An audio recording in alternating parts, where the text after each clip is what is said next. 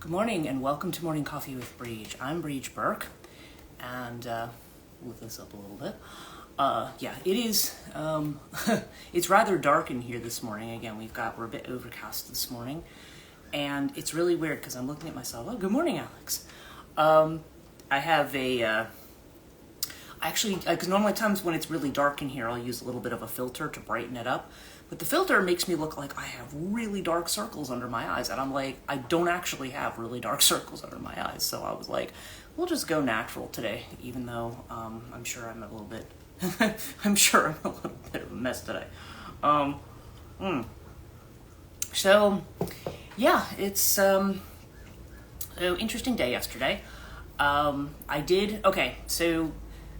Couple of things I was gonna talk about. So first of all, I did the free Rouhani session yesterday for the people in Milford, and good morning, Sam. I did the Rouhani session, and that went super well. I think we ended up. I'm trying to think. There was 1, 2, 3, 4, 5. I think there was 5 people. I think there was supposed to be 6. Actually, there was supposed to be 7. And then I found out that there were 2 people who didn't. One person had an issue with their childcare. They couldn't make it. And then the other one, I'm trying to remember what happened. Oh, she was actually somebody who had taken my Reiki 1, and I think she was kind of on the fence about whether she wanted to do the Rouhani thing. So she was like, first she had told Karina, oh no, I don't think I'm ready for that. Then I guess she signed up for it, and then she retracted signing up for it. So, so that's all fine. That's fair enough. But I did the session, and I had a really good crowd. I had one of my friends who I went to high school with, Paulina. She came, and then also one of my former tarot clients was there, and then also a couple people, somebody who's bought my book who's there, who actually works in the store. I just didn't even realize that she did. And then who else? There was a couple of other people there who I hadn't met before, but who were pretty regulars and came in and liked to come to the store pretty regularly. So it was a really nice group, and there was some good questions and stuff too. So we also did a group Rouhani session. And this is the first time I've done something like that, but I know how to do it with group Reiki, and I was like, it's not, the way Neshla Avia explained it to us, it's not hard to do it for a group, so I did the group Rouhani. It's about 10 minutes, and then at the end of it, I just asked anybody who would want to share. A lot of people are very shy, and they don't necessarily want to share, but as soon as, but Paulina never mind, she was like, I'll tell you what happened. So she kind of said that, that just even in that short session, that she had seen the different colors. She was seeing the pink and the purple colors, which are both definitely connected both with violet flame and also just with the with those particular angelic beings. And she was seeing certain shapes, and then she has a problem with her Achilles tendon, and she says all of a sudden that lit up, it was and it felt better at the end of the 10 minutes. So it was interesting. But a lot of people felt it. They said people came up to me afterwards and said they felt it in the heart space, and people saw a different variety of colors depending on what was being worked on. So interesting. It was interesting. It went really well, and I actually had allotted exactly the right amount of time for it. So that part of everything was really awesome. The day went well. I already have a booking for next Friday, and then people had stuff if they want to book. Some people might be kind of like, ooh, I don't know if I'm ready for this. Other people maybe will be. So I feel like there's at least one person there who was just kind of kept asking me a lot of questions about it, and so I think that that's possible that they will. So, but she had, because she had asked me how much it was and stuff too, so I just kind of gave her what the rundown was, in person and remotely. So, so that part of things went good. Now, here's the weird part. Paulina and I went out afterwards. There's a place right down the street called Descendants, and it used to be a place called the Ship Inn. It was actually it was like a British style brewery, and it's taken over by the descendants of the original owners. I guess that's why it's called that. And they have all kinds. They have a lot of German beers. They have, they basically have things from a variety of cultures that represent whatever the ancestry is of the people who own it, which is kind of cool. And it's a beautiful place, and I've never really had any issue there. But and I like to try the beers that they have. And I don't know. I had this weird thing where I actually had I had picked up some porter earlier because when I find it, I grab it, because this is not the time of year you can find porter, and I drink porter and stout. So I had gotten the bottle, and I'd gotten this 6, and it was like all of a sudden one literally jumped up and exploded on the floor, and I was like, what is that? Like that, I didn't even know how it happened. Literally, it was just like, how did that happen? So anyway, I found out later what that was a sign of, because I was drinking. They brought me this porter that they make there, and it had an odd taste to it, and I'm like. And I was like, okay. As I was going through, I mean, I was talking. We were talking. Pauline and I were talking. So I wasn't paying a whole lot of attention. I should have been paying a lot more attention. But I was like, they're not clean. The taps aren't clean. You know, this is. So when they came back, I was like, you know what? I want something else. You know, and they brought me a different porter. This one also had the same taste. So I'm like, okay, I know that Milford is kind of north of everything. It's a little slow in the summer. People don't necessarily get in as much, but maybe because, you know, things have been slower. And really that should be a time when you're doing tap maintenance and stuff. But clearly somebody there's not doing it. And I was like, okay, if I go there again, I'm not ordering anything from the taps, because I stopped going. There's another brewery up in Hackettstown I stopped going to for the same reason. I'd gone to a stout fest. I'm a stout drinker. I do like stout. Maybe it's my Irish side of me, but I do like my stout.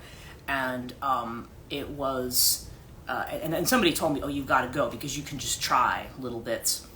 And the stouts were, and all of them, I had 2, and they had that same sour taste. And I was so disappointed, because one was Mexican Morning, which is my absolute favorite stout. It's got pepper in it. Usually it's chili pepper or something like that in it. And it's so, I mean, I know I tell people that, like I tell my friends in London that, and they're like, that sounds really disgusting. I'm like, it's really not. And so in any case, after that, I actually gave the rest of my tickets away and left, because I was like, I'm not drinking this. They're not, the taps are not clean. And again, that could be a one-time occurrence, and maybe, you know, you'll get somebody else in and they'll clean it and do a good job and it'll be fine. But unfortunately, that ruins it for me with a place. I'm like, if you don't clean your taps, I'm not drinking at your place. So last night I woke up weirdly with a really, it was like an 11:11 too, which is kind of weird, with a really, really bad headache, and my stomach, I was just like, oh my God. I was like, I literally felt like I was going to die. But it was also weird was that my Reiki became activated. I woke up because I could feel the Reiki like activating, and I was like, what the heck? Like, and I wasn't sure if it was the Reiki or the Rahani, to be honest, but I feel like it was probably the Reiki, because, you know, as a Reiki master, that happens. It can spontaneously just, activate itself. And I'm like, anywhere I moved my hand, it was just like coming up in waves. I was like, all right, something's not right. And that's when I thought, okay, there's some kind of bacteria, something that shouldn't have been in that. Then that's interesting, but also a bummer about the taps. Yuck. Yeah, yuck, exactly. And honestly, I don't blame myself, because they need to keep their taps clean. But I should have recognized that this was bad and just shifted to a bottle beer or something like that if I wanted to have beer. But, you know, again, I wasn't really focused on that. And I did have the warning in advance, which was interesting. And I have a feeling it was the porter that was not right in particular, but they were both porters. So it was just saying, something, and maybe a lot of people don't drink it. Maybe that's why the tap isn't clean. But it was gross. And so in any case, so between Reiki, an ice pack, and some ibuprofen, I had quite a night trying to work my way through it. I did have a couple of really weird dreams about stuff, which were interesting. And then what did I wake up to? I woke up to somebody posting themselves safe from the, safe from whatever the people's misunderstanding of Greek mythology at the opening of the Paris Olympics, and I thought, oh dear, what's this about? So, being the myth professor I am, I had to look it up, and apparently there was a whole big scene that people thought was like a parody of the Last Supper, but it wasn't actually a parody of the Last Supper. It was actually it was actually meant to be like a bacchanal, like Dionysus coming in. And that's really funny, because people are so offended by it. I'm like, you do realize I was waiting for you to talk about this. It's going to be a topic, that and Kamala are going to be the topics of Catonia today. It's going to be basically Kamala and Dionysus and why you need Catonia seriously. I mean, seriously, because the way that people look at everything, Kamala, it's the name for a demon, it's satanic. Oh, Dionysus, he's actually Satan. And I'm like, no, Dionysus. It was a cool display. I had to tell my parents-in-law that it was not the Last Supper. Right, because that's what people associate with that kind of a scene, but that's just a very typical way that people ate in Greece and Rome. It has nothing necessarily to do with the Last Supper. And it's like, oh my god, yeah.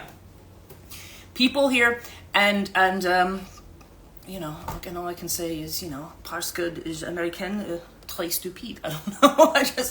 Or I shouldn't say that. That's not nice. They're just not, people don't get this kind of education. And if they did, people aren't educated on this kind of stuff in school. And I teach mythology, and literally this is 2 examples in 1 week as to why you need to study your mythology. Not that the people who are saying it necessarily care all that much, but because if they just, like when it comes to Kamala, if they just want to say something bad, they will. But it's just, I'm just sitting there and I'm just like, it's like a facepalm moment when you're listening and you're like, very clearly this is what's going on here. And the tremendous irony about this is that Dionysus, I actually have a chapter about this in a book that came out called De Natura Fide, which is about the nature of religion and religious belief that came out in India. And because I had one of the, I had actually, when I went up to the Shetland Islands, God, it was probably 10 years ago now, but I went up for a conference on supernatural and folklore and literature. I mean, if all those words together don't sound cool, I mean, they were. It was a really, really cool conference. I met some great people, and we stayed up in a place called Saxevord. There were these houses, and they're like in the middle of nowhere. Like myself, like my Wi-Fi sorta kind of worked sometimes, and I was like, fine by me. I just didn't. I was like, nobody can get a hold of me. Darn, I'm in the middle of the Shetland. And we were up on the island of Unst, which was the northernmost island of the Shetlands. And, but in any case, I met Dr. George, who is the one who asked me to contribute the Dionysus chapter. I met him there. And Dr. Hazra, who I've also contributed stuff on Tantra, Hinduism, the Gothic, stuff like that, because she's a Gothic literature professor. I met her up there as well. Met a lot of people. I met a lot of awesome people up there. Met my friend Nicole from the Czech Republic. I met, there was... number of people. There's another girl who's she was from Normandy in France, but she was working in Belfast. Audrey. I met a whole lot of people there who were really great. Tim Bournes, who's a Canadian guy, works for English Heritage. It was just some really, really great people up there. And I had, So in any case, it was that chapter what I had written. And basically, it's not just me, obviously I'm doing research based on other people's books, but Dionysus is actually one of the models for Jesus. So it's really, really hilarious that everybody was so offended by Dionysus. And I'm like, yeah, that's, and that's something that, I said, yeah, it seems like the god of wine and orgies and stuff like that shouldn't be a model for Jesus, but the parallels are all there, Jesus turns water into wine, Jesus says, I am the vine and you are the branches.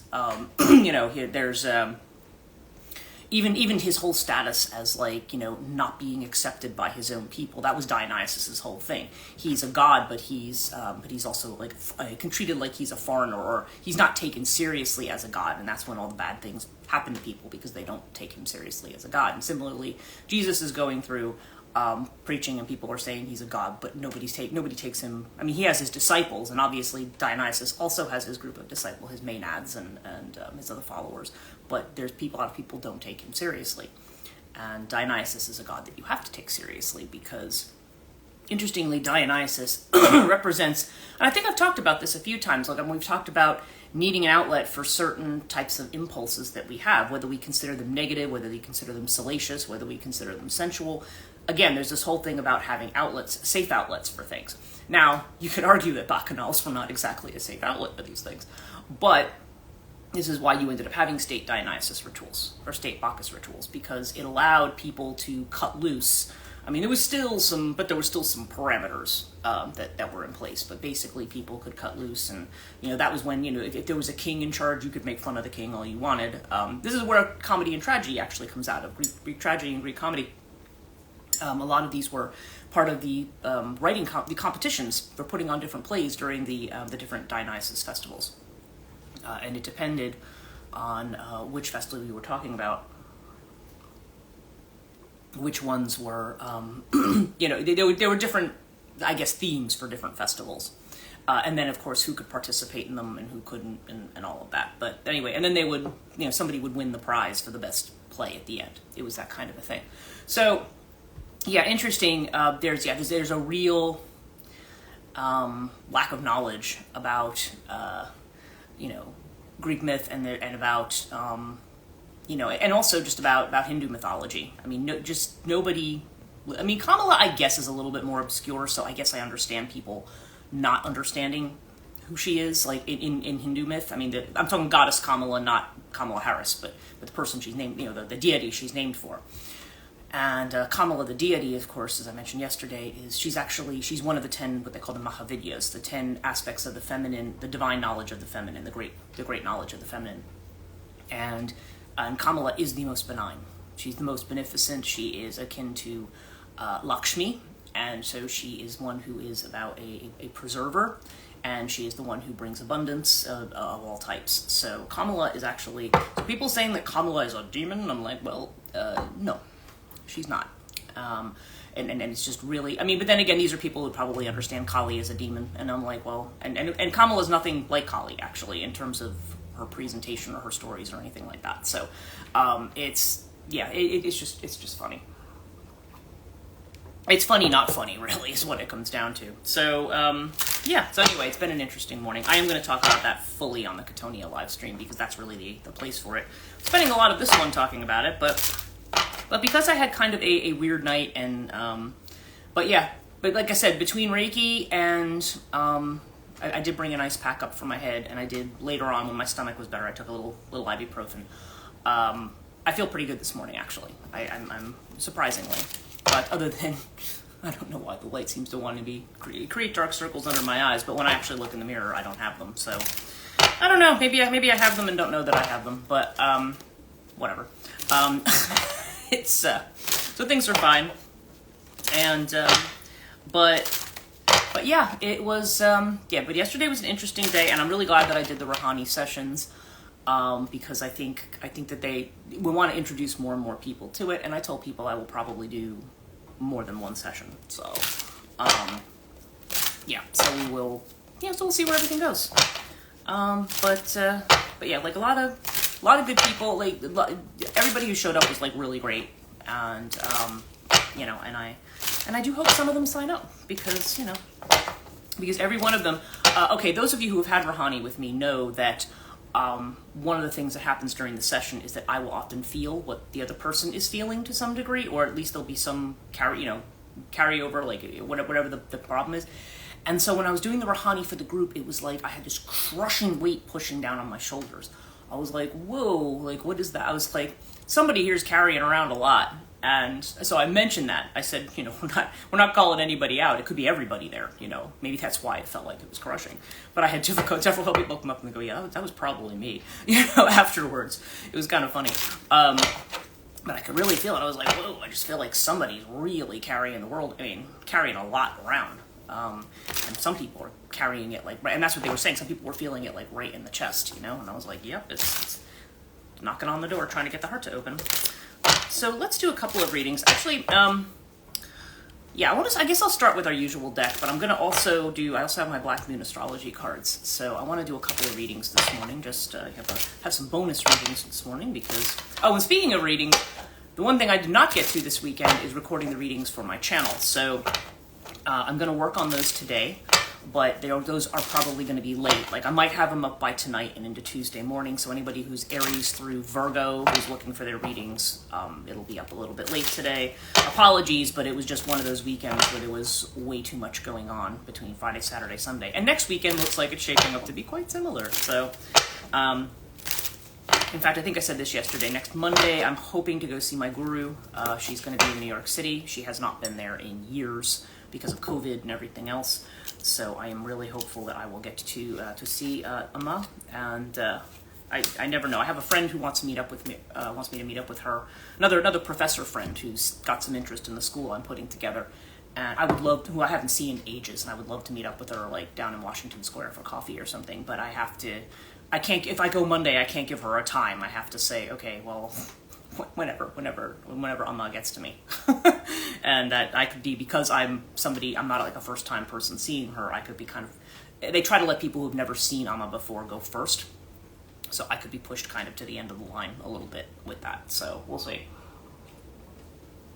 But basically, I just don't want to say like, oh, okay, well, I'm going to get there at this time, and this means I'm going to see her by 12 o'clock or by 1 o'clock. I can't say that, So we'll see. We'll see how big of an event it is this year. But okay, so our first reading.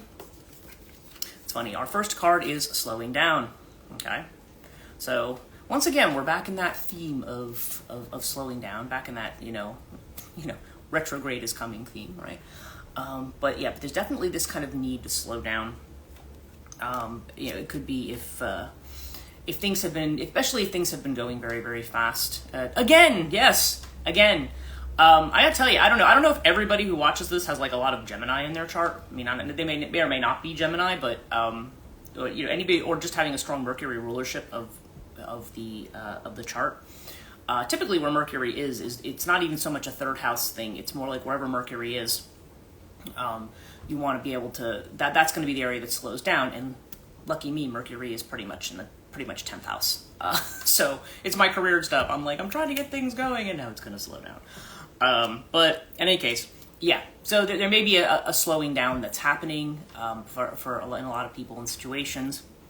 Certainly, though, other than the retrograde, I do feel like the astrology is going to be, now that we got past that really challenging Mars-Uranus Algol aspect and the challenging full moon, I feel like things are sort of slowing down in a way. Like I said, we're not quite to retrograde yet, but our inner feeling of which we're unaware. Okay, we have this Lover's card. Now, I talked extensively about this yesterday, and the idea of the heart opening. Okay. So, and then let me just jump to the external one really quick, and that's the Six of Cups. That's our dream card again. Looking for, looking at something else. This to me is a card of isolation, the way that they present it. A wistful dream about something, about, a beautiful man and a beautiful woman, and that's not me, right? I mean, that's me sitting here, and I'm like, oh, if only that were me. If only I had that handsome person or this or that who's going to rescue me. I think we grow up in a society where I think we are all kind of given that impression. If you're female and living in society, and I don't know if there's an age cutoff for that. I know that because I think as I've said, grew up when people just kind of had the expectation of, oh, well, you're going to get married and have kids. I mean, that's just, you're female, you have the body parts, that's what you're going to do. And it was just so, I think also we kind of given the impression, I mean, you get it from music, you get it from movies, you get it from a lot of things where you just kind of get the impression that, once that special person comes in, everything's going to be great, right? Now, this may or may not specifically be about that, but nonetheless, there's almost this dream of, the Six of Cups is often portrayed as a card of nostalgia. It's about a card of looking back on the past, or it may have to do with a past life influence, or a person from the past returning. Now, that also can be a theme of Mercury retrograde, is that sometimes people, whether they be lovers, whether they be friends, whether they be, like I said, people you've known, maybe people even you had a falling out with and they came back. I don't know. It's people who are in certain types of relationships, like the person from the past comes back again. And what frequently people will tell you, what any reader will tell you, is if that happens, if let's just say, and I don't think that applies to anyone here, but if it was who's watching right now, but I think it's like if you had met, okay, maybe I'll use myself as an example. I'm not dating anybody right now, but if I had somebody that I had been interested in before and it didn't work out or something like that person might just suddenly reappear and say like, oh, hey, and like make noise like they want to have a relationship again, or have a relationship, period. And the thing is, you always have to be wary of that. Now, sometimes, who knows? I mean, if a certain thing is the right thing, and it just wasn't right at that time, then maybe it would work out. But generally speaking, they tell you that things that start during Mercury retrograde usually end during that as well. So it's really just kind of a revisiting, and it may not actually be that. So it's going to depend on everybody. Everyone's individual. That's not a blanket thing. But we have this strong element of the heart opening and the past returning, okay? And also of the ways in which we, nostalgia can be another thing too. When we think about, like, we look back and say, oh, those were the good old days, right? This is the way that, oh, if only it was just like this. And the reality is, and really the point of the card is that there is no good old days. There is no rescuer. There is no, it's like, we have to be confident in ourselves and find our strength in ourselves and have an open heart to people. But also part of that is being strong in ourselves and not looking for somebody else to, when you talk about, I always hate love songs that are always about, like, I need you, I couldn't get through my life without you. And I'm like, well, why not? I mean, it's not, I mean, it's great when somebody, like, when there's this breathtaking ecstasy of being in love. But the bottom line is, one of my friends had really put it really well. He had said, I'm with my wife not because I need her, but because I prefer to be with her. And that's the thing. You are with that person just because you want to be with them, no matter how it is. It's not like, if that person's having a bad day, now I'm going to fall apart because my emotional fulfillment depends on them. You do see things like this that happen. And it can happen when people fall in love because you're in that ecstatic kind of space. And then, and inevitably, I mean, that's something that kind of, I don't want to say necessarily totally go, well, I don't know. Sometimes it does totally go away. But, as that kind of phase, or at least it settles down into something that's more like a regular relationship. I mean, the best relationships have some elements of that, but are also friendships, good friendships. You have to be able to get on with your partner. You have to be able to work together. You have to have the same goals. You have to be able to do all that stuff, right?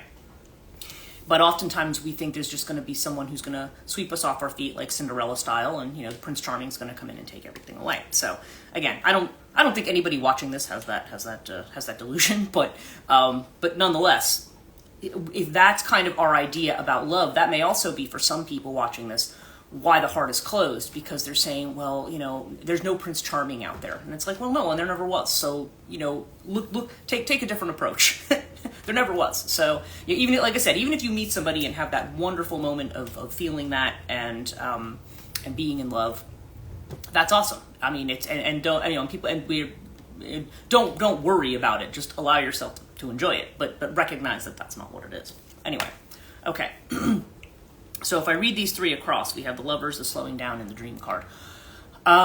So basically, I think, I think there's some time that's being needed to incorporate the past into the present. And I think there's, if we have been working on opening our hearts, we may need some time to integrate that, to bring that in. So these slowing down periods can actually be a good time to recalibrate, so to speak, to recalibrate ourselves. Because Nine of Wands, there is this exhaustion. We kind of get ourselves into those routines where we do things over and over again.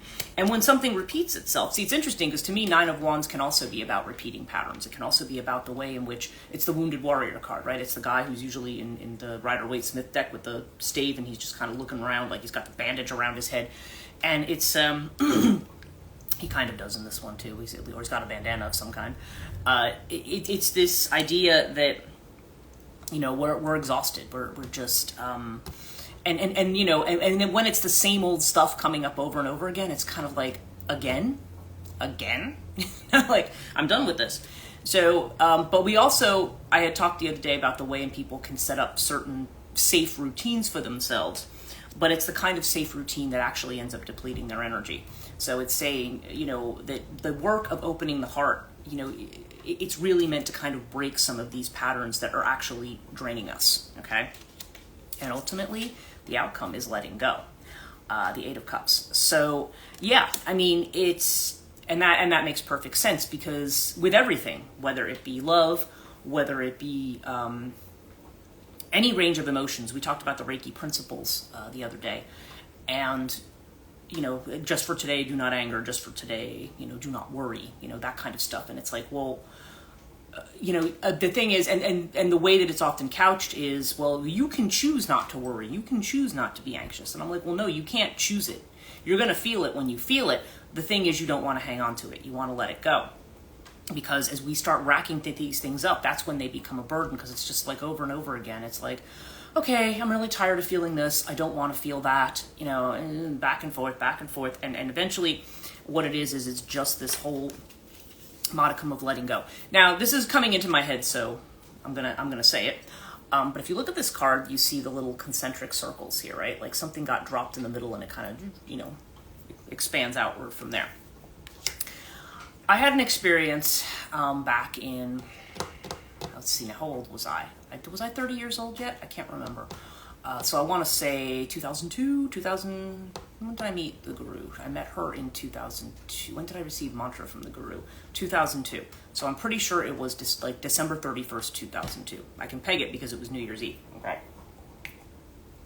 Now I had an experience, and like I said, I talk about this sometimes just for illustrative purposes. But I had been initiated into with my Guru into mantra. I'd gone to Michigan and received an initiation from her when she was there. And I came back home, and I was you practice your mantra, you learn how to use it, and so on and so forth. And New Year's Eve, I remember I was at work. I was working in a library, and I was a union rep too. So people were really, really annoyed that day because the courthouses and stuff, all the important county buildings got to close early, like around lunchtime.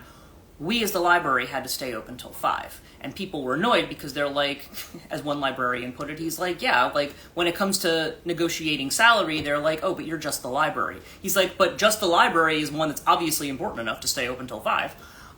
So it was interesting. And so people were, and they wanted me, of course, as the union rep to do something about it. I'm like, well, I can go tell administration that people are complaining and they would like to close early. They would like the director, and generally the director just, wasn't interested in doing anything about it. So, but I can't do anything. I can't march into the director's office and say, you're going to call them and make them close. Like, I couldn't do that. So, I mean, I did as much as I could possibly do. And people were still annoyed because nothing was happening.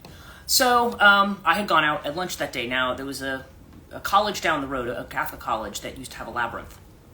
And it was literally like, you'll see them though, like the ones that are like the fabric ones. They're huge, and they'll lay them out on the floor. And generally they would put it out around Christmas, New Year's, and Easter, I think is when this particular, it was called the Xavier Center, St. Francis Xavier Center. And I wanted to go and practice my mantra, and I wanted to walk the labyrinth on my lunch break, because it was only like maybe 5 minutes from where I worked.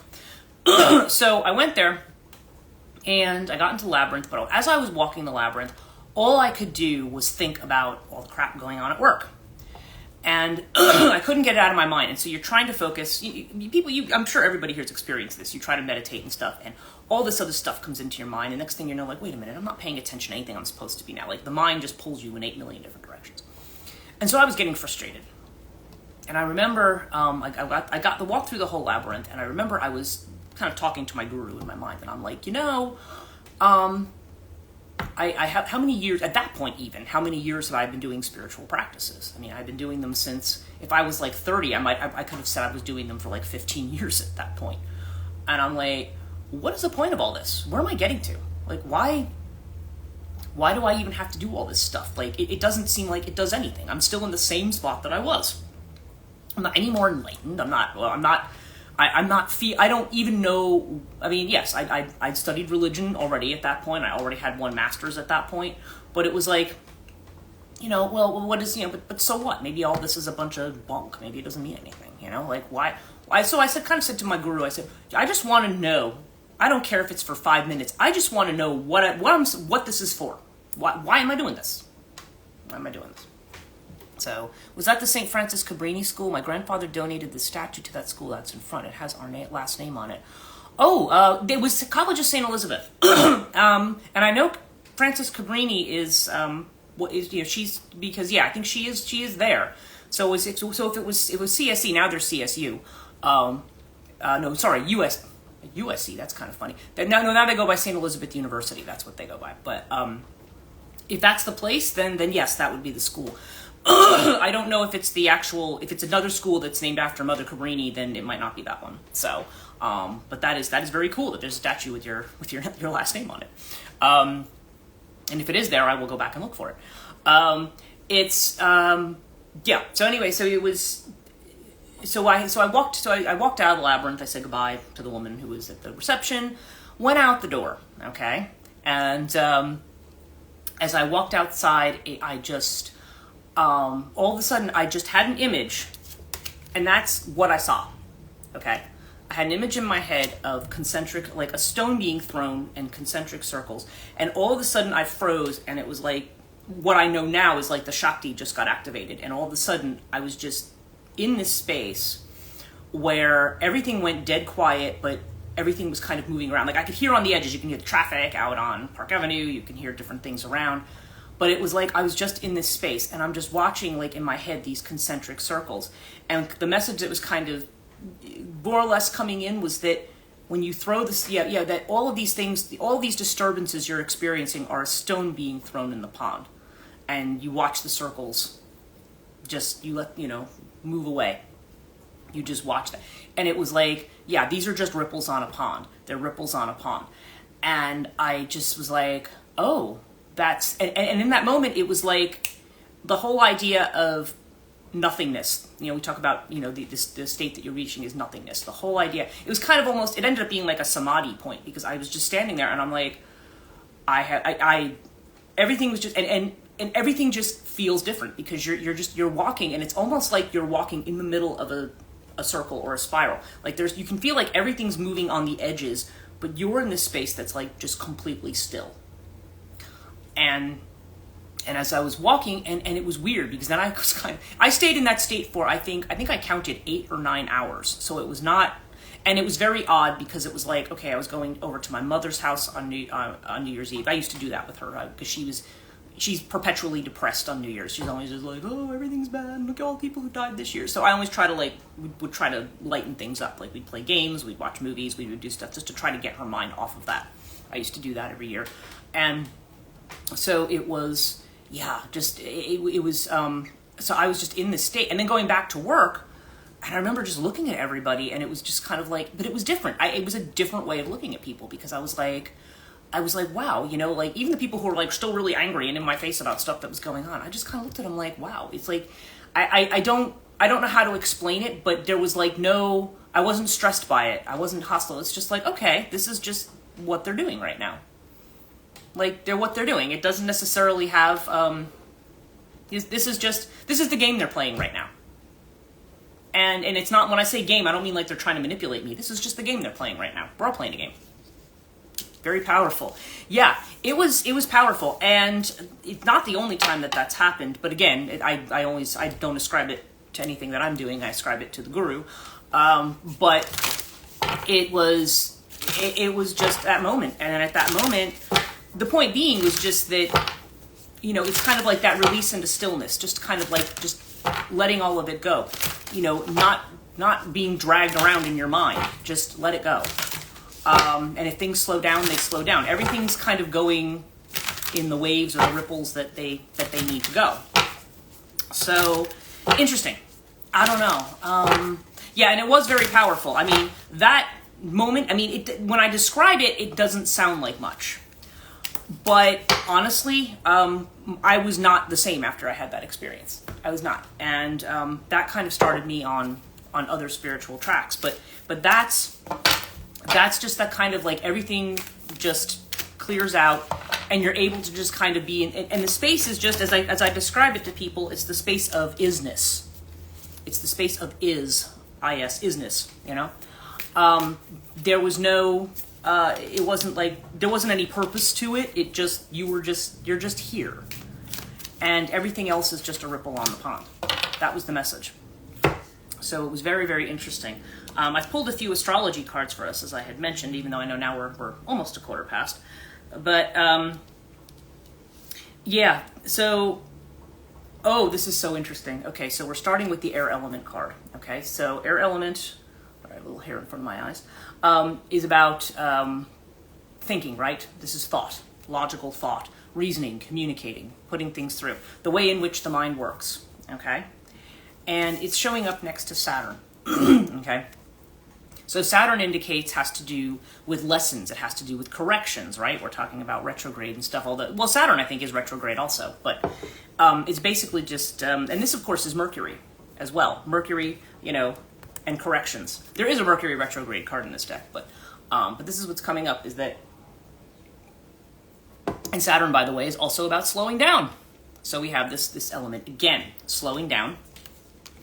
And the idea is that we need to slow down and make sure we get certain things right. We have the mind may want to move fast. Air is also about, it's about speed, it's about movement.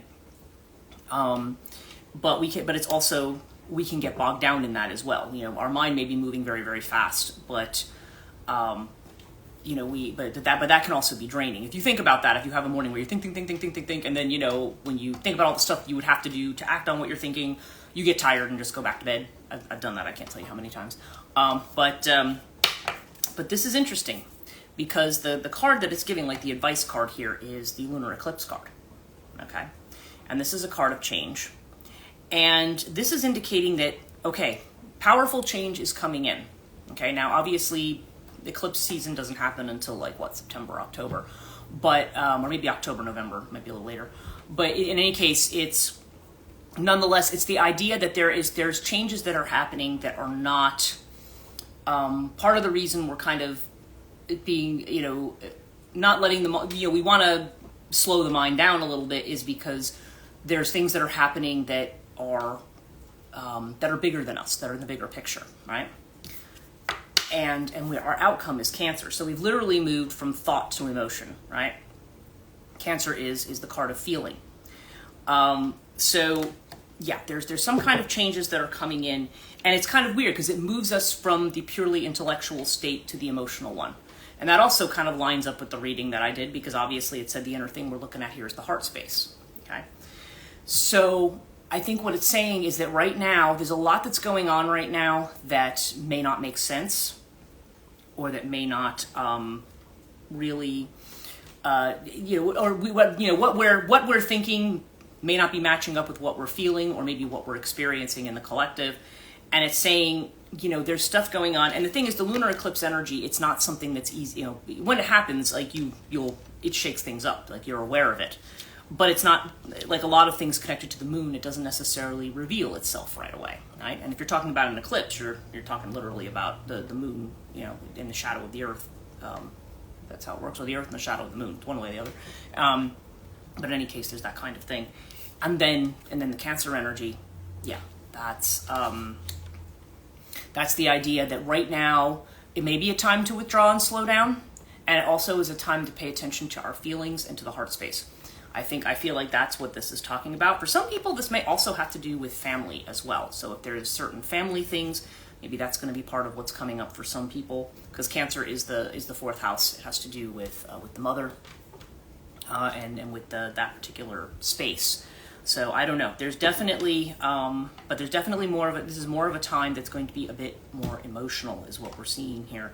And it does seem like there's going to be some more changes, whether these are literally the result of the previous eclipses. Lunar eclipses, usually the stuff kind of happens right away. Solar eclipses, it takes longer. But who knows, right? So anyway, those are my 2 readings for today. Thank you guys so much for joining me. And again, apologies, I feel like I'm a little diffused today because of everything that's going on, but, yeah, so hope you enjoyed my little story. And, and so I will be back tomorrow morning. Oh, you're welcome. And yeah, I will be, so I'll be here and I'll be doing live streaming. Oh, you're welcome. Thank you. Oh, I'm glad. Okay, good. I'm glad that it was great. I'll be live streaming Katonia at noon today from downstairs. I always do this one upstairs. I do that one downstairs. And then, so if you want to hear more about Kamala and Dionysus, you can join me for that as well. Or you can watch the recording later, whichever. So, you guys have a great day. And anybody else watching later, have a great day. And I will see you tomorrow. Take care.